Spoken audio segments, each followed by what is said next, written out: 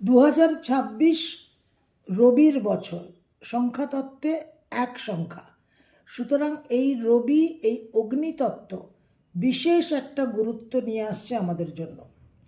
2026-এর 14ই জানুয়ারি অবধি বৃহস্পতি, রবি এবং মঙ্গল মুখোমুখি বসে থাকবে কালপুরুষের তৃতীয় এবং নবম ভাবকে অবলম্বন করে। কালপুরুষের লগ্ন, পঞ্চম এবং নবম এই তিনটে হচ্ছে অগ্নিতত্ত্ব, ফায়ার সাইন্স। মঙ্গল,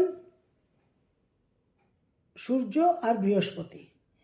এই যে অগ্নিতত্ত্ব যে কতটা গুরুত্বপূর্ণ, কি তার মূল্য, কি তার ভ্যালু, সেটাকে আমরা সঠিকভাবে কিন্তু সবসময় মূল্যায়ন করতে পারি না।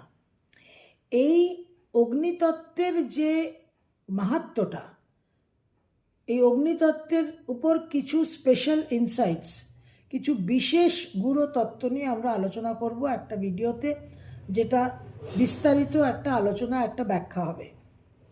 আমরা দিওয়ালির সময়, শ্যামা পুজোতে, দীপাবলিতে প্রদীপ জ্বালাই। সেই দিনটা আমাদের একটা আলোর উৎসব। কিন্তু এই প্রদীপের যে কি মাহাত্ম্য, অগ্নিতত্ত্ব প্রদীপের কি মাহাত্ম্য, প্রতিদিন একটা প্রদীপ জ্বালানোর যে প্রথা, শুধু যে সন্ধ্যা আরতির সময় বাড়িতে সূর্যাস্তের পর যে শুধু প্রদীপ জ্বালানো তা নয়, সকালবেলা ঘুম থেকে উঠে একটা প্রদীপ জ্বালানোর কি প্রয়োজন, কি মাহাত্ম্য, সেটা নিয়েও কিন্তু আমরা আলোচনা করব। এবং এই অগ্নিতত্ত্বের যে আসল ব্যাখ্যাটা, আসল অর্থটা, যে অগ্নি, যে ফিজিক্যাল ফায়ার, যে ফ্লেমটা, যে অগ্নিশিখাটা আমরা দেখি একটা প্রদীপ জ্বালালে বা একটা মোমবাতি জ্বালালে, সেটা কতটা অগ্নির আসল রূপ আর কতটা অগ্নির একটা প্রতীক, সেই নিয়েও কিন্তু আমরা আলোচনা করব। ঋগ্বেদের প্রথম শব্দই হচ্ছে অগ্নি।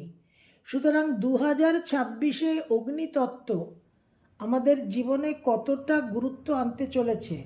আমরা শনিকে পরিবর্তনের গ্রহ বলি, চেঞ্জের গ্রহ বলি, ট্রান্সফরমেশনের গ্রহ বলি, কিন্তু অগ্নি, the fire element, is the engine of change and transformation. এই নিয়ে আমরা বিস্তারিত আলোচনা করব। অবশ্যই ভিডিওটা দেখবেন এবং সেখান থেকে যা যা করণীয়, যা যা বোঝবার, সেটা করবেন এবং অবশ্যই বুঝবেন।